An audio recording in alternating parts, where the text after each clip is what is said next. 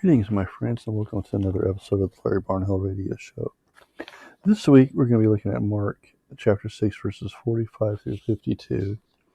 And the theme of this one is with Jesus in the storm. So let's go ahead and read this passage from Mark, and then we'll delve into this. Immediately, he made his disciples get into the boat and go ahead on to the other side, to Bethsaida, while he dismissed the crowd. After saying farewell to them, he went up onto the mountain to pray. When evening came, the boat was out at sea, and he was alone on the land. When he saw that they were straining at the oars against an adverse wind, he came towards them early in the morning, walking on the sea. He intended to pass them by, but when they saw him walking on the sea, they thought it was a ghost and cried out, for they all saw him and were terrified. But immediately he spoke to them and said, "Take heart, it is I. Do not be afraid." Then he got into the boat with them, and the wind ceased. And they were utterly astounded, for they did not understand about the loaves, but their hearts were hardened. And the theme, like I said today, is with Jesus in the storm. And Jesus helps those who trust in him in the midst of the stormy circumstances of lives. Now, have you ever thought about how often in Scripture we encounter stories with the basic elements of Jesus, the disciples, a boat, and a stormy sea? Well, if you regularly read your Bible, you should be pretty familiar with the basic plot of the stories. I think the reason those stories connect with us so well is because we really can't find anything better that would illustrate the feel of the circumstances are out of our control. I mean, that's the picture of this boat being helplessly tossed about at sea. And we who find ourselves in such circumstances never really find greater words of encouragement than those of Jesus to his disciples in those stormy times. And today I'd like to take a look at one of those stories that we find here in this Gospel of Mark. And I encourage you to pay particular attention to the final words, for they had not understood about the loaves, because their hearts were hardened. And these words suggest to us that the disciples had failed to learn the important lesson from this remarkable event. And it's what was read last week, at the feeding of the 5,000. So let's begin by considering the context of the story so we can not only understand the principle God seeks to teach us in it, but also learn the lessons the disciples failed to learn. I mean, like I just said, Jesus had just performed a wonderful miracle. And the disciples had the privilege of being deeply and personally involved in it. I mean, a huge multitude of people had gathered around Jesus and sat to hear him teach. And when he was through teaching them, his disciples encouraged him to send them away into the villages and towns so they could buy something to eat. But Jesus surprised everyone when he simply said, "You give them something to eat." And if you're familiar with that story, the disciples thought, well, how could we possibly feed such a great multitude? They counted 5,000 men. And that's to say nothing about the women and children, so it may have been upwards of 20,000 people there. All they had was 5 small barley loaves and 2 small fish. Hardly enough to feed just one person, let alone such a huge crowd. But even a little can become much when it's placed in the hands of Jesus. And he commanded everyone to sit down in groups of hundreds and fifties, and then, after giving thanks to his Father for the bread and fish, he distributed to them, his disciples, who divided among them the people. And how could it end up that everyone had enough to be fed, and that there were still 12 baskets of fragments left over? I mean, it's a mystery to us, but we can be satisfied with the knowledge that nothing is impossible for Jesus. And this feeding miracle is an important part of our story today. And the crowds were amazed at Jesus. And according to John's Gospel, Jesus could see they were about ready to make him king by force right then and there. And I expect even the disciples themselves were tempted by the prospect. But the problem was that the people wanted a king that would feed them materially, physically. Jesus was certainly going to be their king, but it was God's plan that he die first for their sins. And this prospect of instant kingship was, in reality, a diversion from God's plan for our redemption. a temptation from the devil designed by him to short-circuit Jesus' all-important sacrifice for us upon the cross. And I believe that Jesus, realizing this was happening, separated himself and his disciples from this tempting situation. In the original language of our text, it says Jesus immediately made his disciples get into the boat and go before him to the other side of the Sea of Galilee, to the region near Bethsaida. In fact, as it is in the original language of Mark's text, Jesus strongly urged them or compelled them to get into the boat. Jesus wasted no time in getting the disciples out of that spiritually hazardous situation. And I believe that he also sought to get himself away from the situation too. He remained to dismiss the crowds, and then, having bid them farewell, he himself departed to a lonely spot on one of the mountains that surrounded the area. And he prayed for a while to his Father. We're not told this, but I expect the idea of instant kingship without the cross was a strong temptation even to him. I mean, even Jesus in his humanity recoiled from the agony and curse of the cross. And if this is so, just think how much he loves us and how willing he was to pay the ultimate price for our salvation. And that brings us to the main event of our story today. It had already become late in the day by the time the disciples had gotten in the boat. And Mark tells us in verse 47 that evening came and the boat was in the middle of the sea, and Jesus was alone on the land. Apparently, as so often happens in the Sea of Galilee, surrounded by the tall mountains and hills, a sudden and unexpected wind struck. The disciples were stuck in a difficult situation. They rowed and rowed, straining at the oars, and yet, by the fourth watch, that is somewhere between 3 and 6 in the morning, the disciples still had not advanced any more than just 3 or 4 miles across this vast lake. In reality, they had traveled far, but they were still far enough from the shore to be in danger in the midst of a sudden storm. They were strong, experienced fishermen, but nevertheless, they knew the dangers they were in, and they were at the mercy of the situation that was really out of their control. So stop and think with me for a moment about that tremendous illustration of this kind of thing we often experience. You and I may not find ourselves tossed around in a small boat in the midst of a storm, but we do occasionally find ourselves overwhelmed, tossed and thrown around at the mercy of circumstances outside of our control. It may be because of the loss of a job that you feel yourself thrown into financial circumstances that are out of your control. It may be a report from the doctor that suddenly throws your life into a whirlwind. It may be that someone in your family or a relative or a work associate is creating a situation that is distressing and intolerable. And there doesn't seem to be anything you can do about it. But whatever form the details may take, it has a lot of parallels with a storm and being out in the sea. It's a situation or circumstance that is tossing you around and throwing your life into a blender.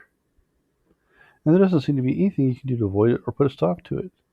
Yet, as you can see, a boat being helplessly tossed upon the waves on a stormy sea is an apt picture of life in such times. And it may be how you feel right now, especially as we're still dealing with COVID. Now, in all this, we can rest assured that God is in perfect control of the lives of those who trust in Him. We can take comfort in the fact that when such times come upon us, it's never because He has forgotten us or because He is ignoring us or because He was created to love us. In His sovereign wisdom, power, and love, He occasionally allows such things to fall upon us, but they never come to us apart from His loving permission and sovereign control. He permits such times to fall upon us because they test us, they train us, and they refine us, and they may help us to grow into the image of His Son. And so it is never His will that we despair at such times, as if we were the helpless victims of stormy circumstances. It's His intention that we discover, in some new way, the sufficiency of Jesus in such times. Now, in another context, Paul wrote that we should no longer be children tossed to and fro and carried with every wind of doctrine by the trickery of men and the cunning craftiness of deceitful plotting, but speaking the truth in love, that we may grow up in all things to Him who is the head, that is Christ. And he told Timothy that God has not given us a spirit of fear, but the power of love and of a sound mind. And now, on your own, you are helpless at such times. You have no power in and of yourself to survive against the stormy circumstances of life, and you will most certainly be mercilessly tossed up and down and thrown around by them. And if you rely on your own resources, you are absolutely right to be terrified by the threatening circumstances. Yet, you can never transcend them on your own. But you have to remember, you were never meant to meet those circumstances on your own. In the world you will have tribulation, says Jesus. But be of good cheer. I have overcome the world. You and I, dear brother and sister in Christ, can meet the storms of life with the confidence, peace, and a sense of victory, but only if we welcome the help that Jesus himself offers in such times. And let's look at this passage together, kind of break it down a little bit more, and see what this means. Because the first thing we discover is that Jesus sees us in our circumstances. I had a funny experience recently. I was on my way to a meeting, and this often happens at that time of day. I got hit with rush hour traffic. I wanted to get to the meeting a little bit early, but cars were keeping along at a glacial pace. As I inched along the road, I noticed out of the passenger side window a piece of trash was tumbling along in the wind, an empty paper sack, and it was following along beside my car, actually slightly faster than me. It would blow ahead of me a little ways, and then, a few minutes later, as I pulled up again to where it was, the wind would pick it up and blow it ahead of me further down the road. It was as if it was mocking me, and I was getting frustrated. I'm in a hurry to get to where I was going. Me, a human being, in a car, on the road, and a lousy piece of trash was going to get through before I did. Have you ever felt like that? Have you ever experienced the sense that your circumstances were so frustratingly out of control that nothing you did made a difference? Have you ever felt like a helpless victim to your situation, no matter what you tried to do? Well, you know then how the disciples felt. There they were, rowing fruitlessly against the wind. They were, as the text says, straining at rowing, and they probably felt a little angry at first, but their sense of the situation soon grew more serious. The word that Mark uses means that they were afflicted and tormented and pained in their efforts to desperately row to safety. Interestingly, when Matthew tells the same story in his word, he uses this Greek word basansio, and it's really kind of the same word. And therein he says the boat was tossed, that is, afflicted by the waves. But here in Mark's gospel, the disciples who were afflicted in their rowing, so it's a little bit kind of different, and they were becoming as turbulent as the waves. Their inner state paralleled that of their outer circumstances. But notice when Jesus was coming to this and what was happening to his disciples. Mark tells us that he was alone on the land. Then he saw them straining and rowing. Jesus saw everything that was happening to them.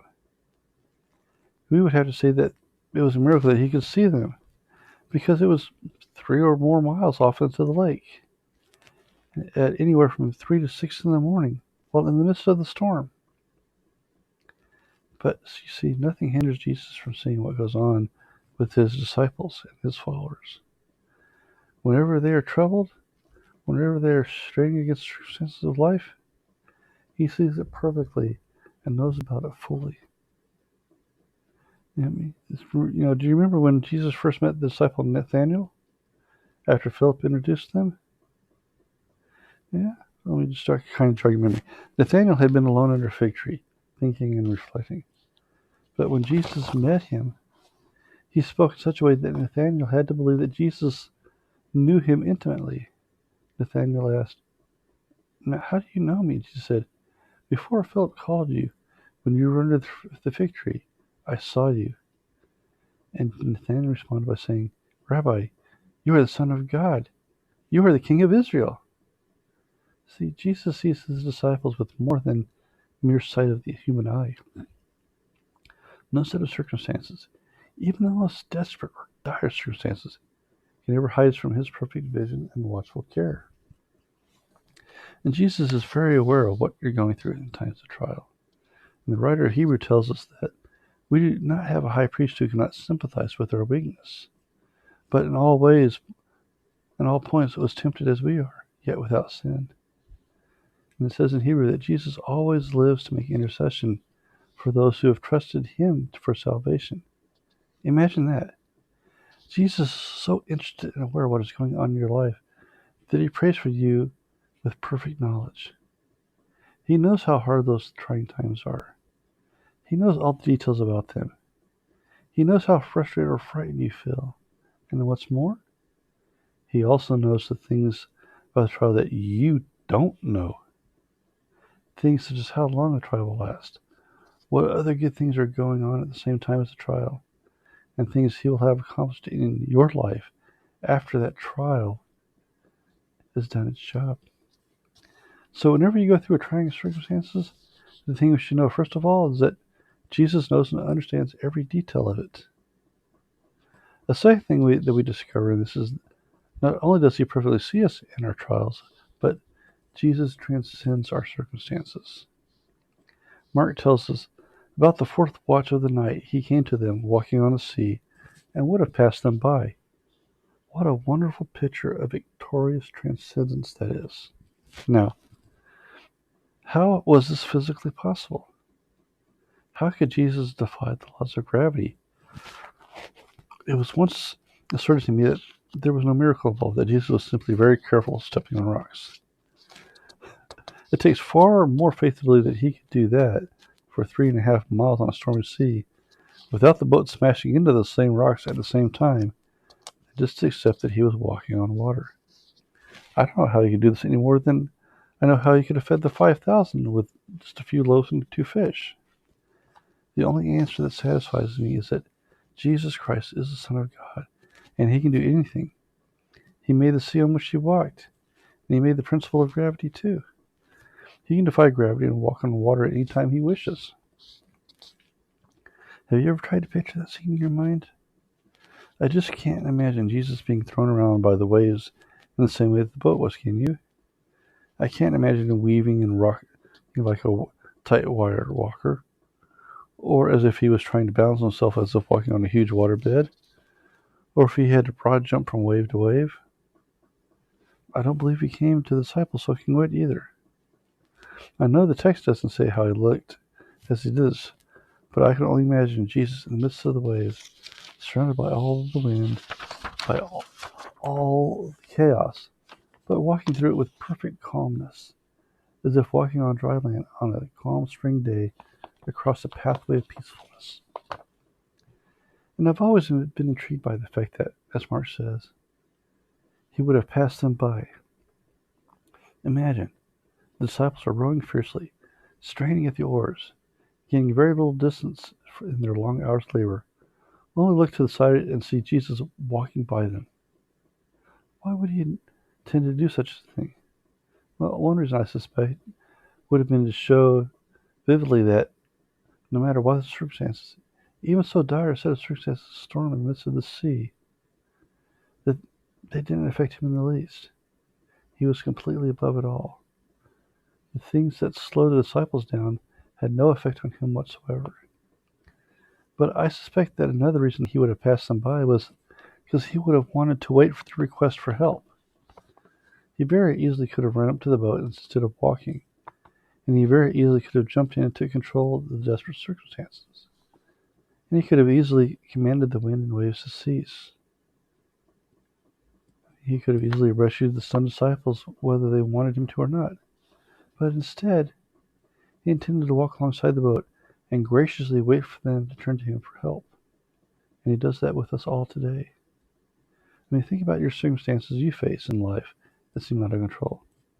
They are out of your control, but they are in fact not out of control at all. Jesus is the one who is able to command the wind and the waves to be still. The circumstances are completely under his sovereign rule. He wants us to know from this that he is transcendent over the circumstances that plague us. And as he strolls past, as it were, in the midst of all of our struggles and troubles, waiting for us to take our eyes off the impossibility of our circumstances and to see how He transcends them. He's there, waiting to see if we will ask from Him the help that He is so readily and able to give us. And this leads us to a third discovery from this passage. Jesus presents Himself to us in our circumstances.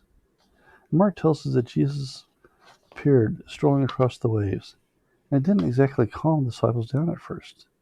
When they saw Him walk on the sea, they supposed it was a ghost and cried out, for they all saw Him and were troubled. Now, before we look down on them for this, and before we call them unduly superstitious, let's remember their condition. And they had been rowing for hours, far into the early morning, and had been doing so after a very long and very hard day. Let's keep in mind that they really hadn't accomplished little for their straying at the oars, and you might feel after a long hour or two of the freeway during rush hour traffic. Let's remember that they were, from a human perspective, under the threat of mortal danger, and were under a terrible strain of emotional trauma while in a small boat on a large lake in an unexpected storm. How many of us would react calmly and rationally to the sight of a man walking on the water in the midst of night, even in the best of circumstances, let alone in such condition as theirs? Would you have thought you were seeing a ghost or some other apparition? But notice, though, at first Jesus was going to walk past. Instead, He talked with them. How grateful we can be that in the midst of such circumstances, Jesus is gracious and condescending to us. He speaks to us right in the middle of our trials with a human voice of compassion. And notice also that it was what He said to them. He says three things. Be of good cheer. It is I. Do not be afraid. Take special note of the phrase in the middle. It is I. In the Greek, Jesus literally says, I am.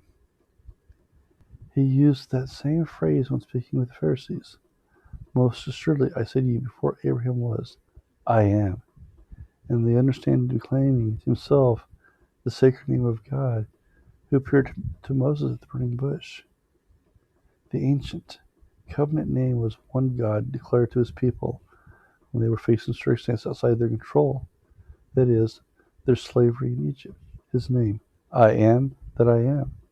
Basically, that He was promising that He would be everything to His people, everything that they needed Him to be. And I don't believe it's a mere coincidence that Jesus used the same way of identifying Himself to His troubled disciples, because He was able to do everything that they needed Him to be in their distress. And He's able to do the same for us.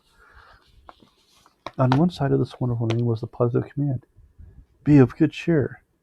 And on the other side was a negative command, do not be afraid. And if Jesus steps up to us in our trials and difficulties and declares Himself to be the great I am, then certainly we can be of good cheer, and we can certainly banish all fear, even in the circumstances that are out of our control, even in the midst of the storms of life. And there's a part of the story that Matthew reports on in his gospel. And it kind of, seems appropriate to bring it up at this point. And Peter answered and said, Lord, if it is you, command me to come to you on the water. So He said, come. And when Peter had come down out of the boat, he walked on the water to Jesus. But when he saw that the wind was boisterous, he was afraid. And beginning to sink, he cried out, saying, Lord, save me. And immediately Jesus stretched out His hand and caught him and said to him, O you of little faith, why did you doubt? Peter had gotten his eyes off Jesus, who He is and what He is able to do, and he placed his attention instead on circumstances. And as a result, down he went. We need to learn the lessons from this. Jesus presents Himself to us in our personal storm, and He says to us, be of good cheer. It is I. Do not be afraid. He transcends our circumstances because of who He is, and He invites us to look to Him and to transcend those circumstances with Him. If we look at our circumstances, we're sure to fall victim to them. But if we look at Jesus, He presents Himself to us. We still may learn, we still may be caught up in all this, but we will always overcome them victoriously. And finally, my friends, from this passage, we find out that Jesus enters in with us to our circumstances. Think about that. Jesus enters the circumstances with us. And I love the beautiful simplicity of these final words. And He went up to the boat to them, and the wind ceased.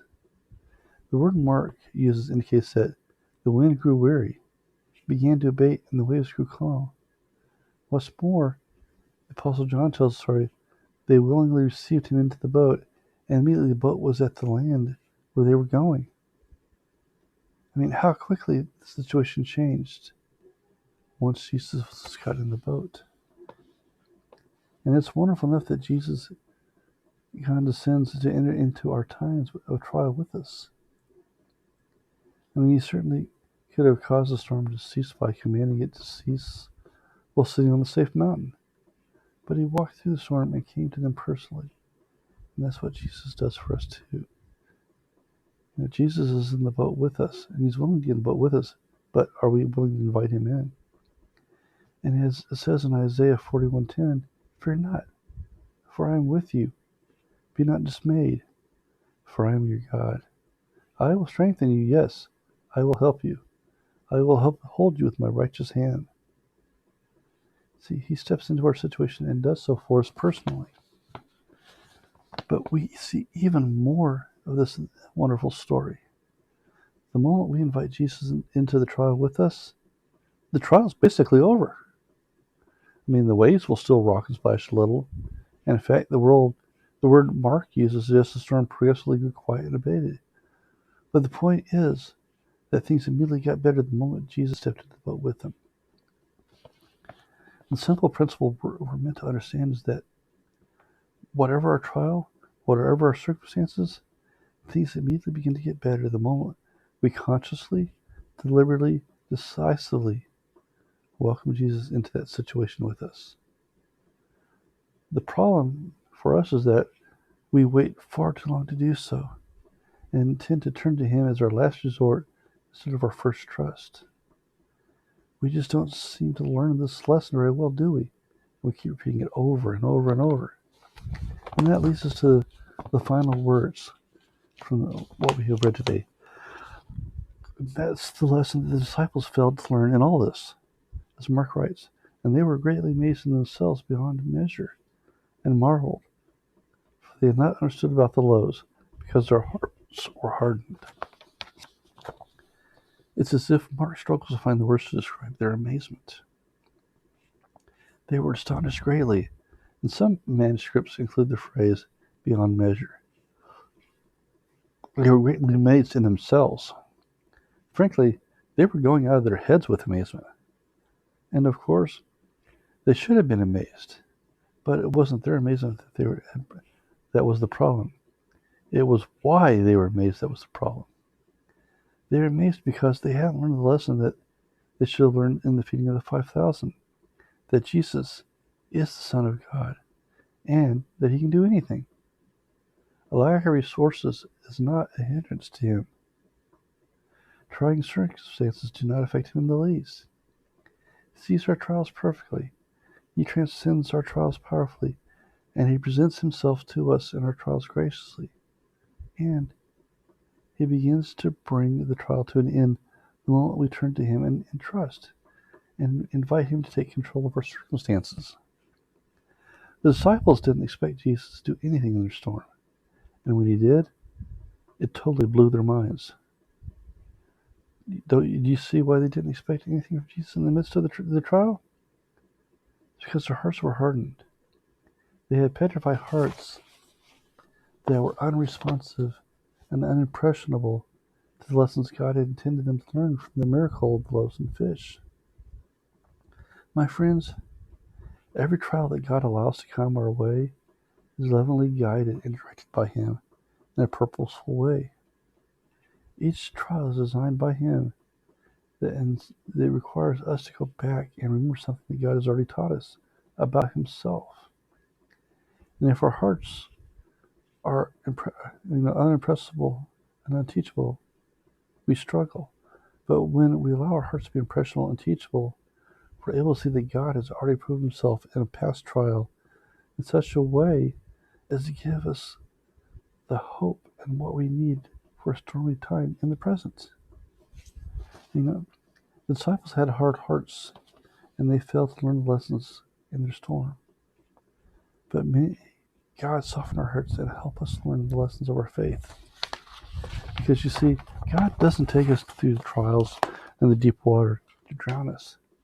He takes us there to cleanse us and purify us. And Jesus is in the boat with us. But too often we don't want to allow Him into the boat.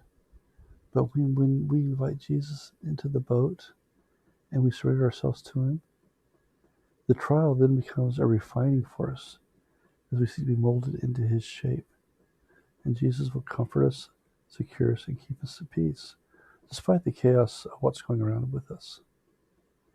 So instead of turning to the world when troubles hit you, humble yourselves, turn to God, and let Him be the guiding light and the security that refines you and keeps you safe. So let this thought be with you, my friends, until we come back together again. And may the peace, love, and blessings of God be with you and among you always. Amen.